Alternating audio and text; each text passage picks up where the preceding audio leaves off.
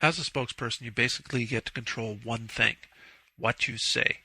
You have no control over what the reporter asks. You have no control over who else they talk to. You have no control over their worldview. You have no control over the worldview of the other people that they speak to complete their story. You can influence those things, but you cannot control them. You get to control what you say. On the other side, those who have an emotional attachment to an issue and a perspective that is directly contrary to yours, well, the chances of you changing their opinion are actually close to zero. So my advice is, don't take them on head on. Don't try to change their opinion. Use them to influence those who have a logical perspective but an opinion that is different than yours. Having said that, however, my advice is there is nothing ever off the record. If you don't want to see it, you don't want to hear it, you don't want to watch it, don't say it. On the other side, we have situations where you haven't sent out a news release. The reporter contacts you directly, either for positive or negative reasons. In those situations, it's important that you always negotiate the interview and ask a number of questions of the reporter. There's a model in the At Ease with the Media booklet to help you with specific questions to ask, and there's also additional copies of that model available in the additional resources section of this website. The way the web and social media work, if it's words on a screen, it belongs in print. So things like blogs and columns, even if they're written by what we would consider to be a broadcast reporter, or they're located on a TV network's website, if it's words on a screen, it belongs in print. Streaming audio and video belongs in broadcast, even if it's located on what we would consider to be a daily newspaper website.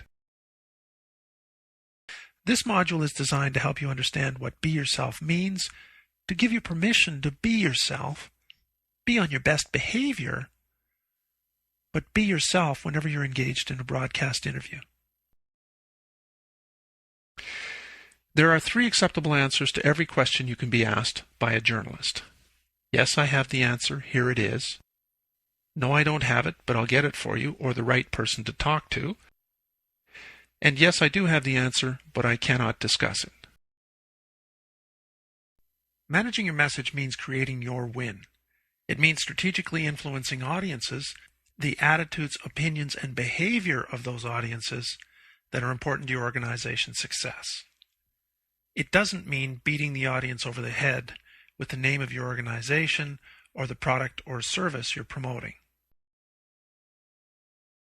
Which strategy you choose will be determined by the type of reporter you're dealing with, print or broadcast, and the type of interview in which you're engaged, particularly with broadcast, whether sound bites or live.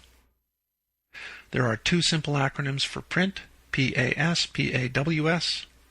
There is a simple pattern for sound bites. And live interviews are the opportunity for you to expand the scope of the issue and provide a sense of message and personality together. When you evoke this defensive strategy, a lot of journalists will move on, but let's suppose this is a particularly stubborn journalist and he or she comes back and says, yeah, that's all fine, but do you pollute? Well, at that point you go to the last of the defensive strategies. And while this is by no means an exhaustive list, and you can often use combinations of these strategies, this one I always put dead last. Stay on message. If the reporter comes back and asks you again, do you pollute? You stay on message. The effluent that leaves this facility is carefully monitored, and what's in that effluent never exceeds strict environmental regulations.